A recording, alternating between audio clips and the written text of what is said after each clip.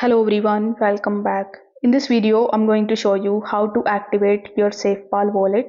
For that, first of all, simply launch your Safepal wallet application. Now, if you have created your Safepal wallet, you cannot deposit or send your cryptos before you activate your account. So in order to activate it, simply tap on the name of your wallet here in the top. After that, tap on the three dots right next to it. This is going to redirect you here on this page where you need to tap on the option of backup. Then you need to back up your mnemonics phrase with the help of your Google Drive, or you can also back it up manually. So if you select the option of Google Drive, you need to select your email address and you are done. If you select the option of backup manually, simply tap on this option, then read these details and check these.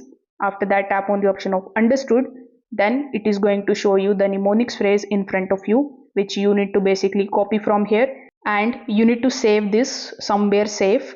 Then your account will be activated and now you can use your Safepal wallet in order to receive your favorite cryptos. If this video helped you out, make sure that you give this video a like, subscribe to the channel, and also comment below if you have any questions. Thanks for watching. I will see you in the next one.